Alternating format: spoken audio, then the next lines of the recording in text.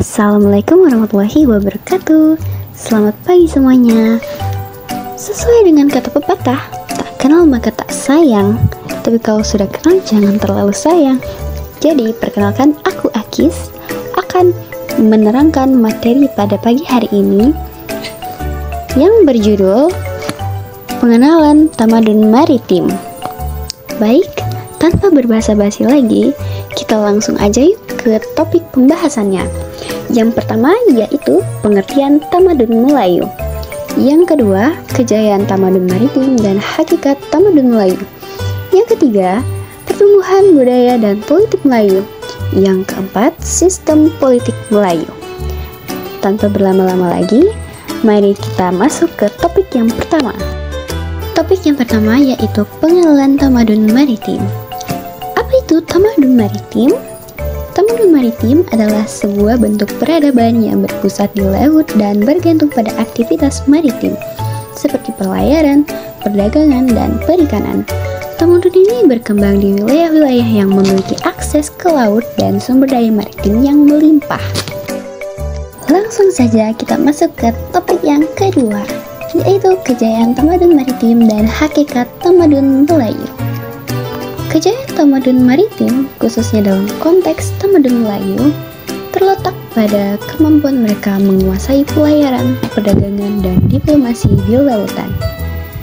Pelabuhan seperti Malaka menjadi pusat perdagangan antar bangsa, menghubungkan pedagang dari berbagai bangsa.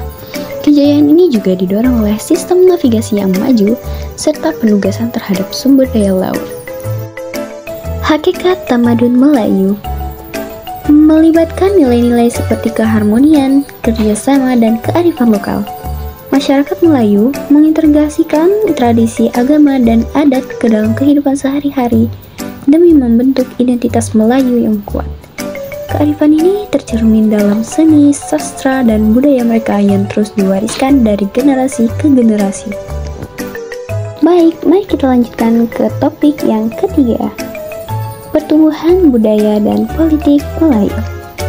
Pertumbuhan budaya dan politik Melayu memiliki sejarah yang panjang dan kaya yang dapat dibagi menjadi beberapa periode penting sebagai berikut. Yang pertama yaitu periode awal pengaruh Hindu-Buddha.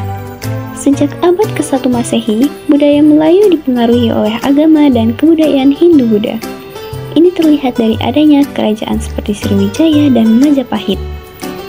Sastra dan kesusastraan. Pada masa ini, sastra Melayu mulai berkembang, ditandai dengan adanya karya-karya seperti Hikayat Raja-Raja Pasai. Yang kedua, Islamisasi, yaitu penyebaran agama Islam. Sejak abad ke-13, agama dan kebudayaan Islam mulai masuk ke wilayah Melayu, memengaruhi budaya, seni, dan politik. Kerajaan-kerajaan Islam seperti Malaka muncul dan menjadi pusat perdagangan. Seni dan budaya. Kesenian termasuk wayang, syair, dan seni bina masjid berkembang pesat dengan nuansa Islam. Merdeka dan pasca merdeka. Kebangkitan identitas Melayu. Setelah merdeka, identitas Melayu semakin ditekankan dalam politik dan budaya.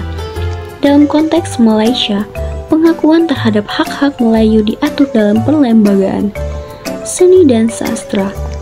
Penulis dan seniman seperti Usman Awang dan Ahmad Samad Said membawa suara baru dalam sastra Melayu, mencerminkan isu sosial dan politik. Topik berikutnya yaitu sistem politik Melayu. Sistem politik Melayu di Indonesia, terutama di daerah seperti Riau dan Sumatera, mencerminkan kombinasi antara tradisi lokal, pengaruh Islam, dan sistem demokrasi modern.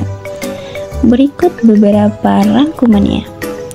Sistem yang pertama yaitu monarki dan kepemimpinan tradisional dengan tujuan mempertahankan adat dan budaya. Sistem yang kedua yaitu demokrasi pemilu atau pilkada yang berfokus kepada isu-isu sosial dan ekonomi. Yang ketiga, agama Islam sebagai agama berpengaruh dengan tujuan mendirikan organisasi sosial. Yang keempat yaitu desentralisasi, dan peningkatan otonomi daerah dengan tujuan pembangunan lokal dan pengembangan potensi daerah. Yang terakhir, politik identitas dan kesadaran etnis yang berfokus kepada isu-isu sosial dan ekonomi. Tidak terasa bahwa kita sudah sampai di penghujung materi. Dari materi yang sudah kami jelaskan, kami menarik kesimpulan bahwa tamadun Melayu Maritim merupakan sebuah peradaban yang kaya akan warisan yang berkembang seiring berjalannya waktu. Pengaruhnya dapat dilihat dalam berbagai aspek kehidupan masyarakat Melayu hingga saat ini. Keunikan budaya dan sejarahnya perlu dijaga dan dilestarikan untuk generasi mendatang. Baiklah, dikarenakan kami sudah berada di penghujung video presentasi kami pada pagi hari ini, perkenankan kami untuk memperkenalkan diri kepada kalian semua. Ini adalah anggota-anggota dari kelompok kami. Yang pertama yaitu Mayang Rabbani, yang kedua ada Rizky Aldes Prakasa, yang ketiga ada Anta Fabriano Sirait, yang keempat ada Kumala Balkis, dan yang terakhir ada Wahyu Kurniawan. Baiklah, perkenankan kami untuk membaca pantun penutup. Indah bunga di tengah taman, duduk santai memakan ketan.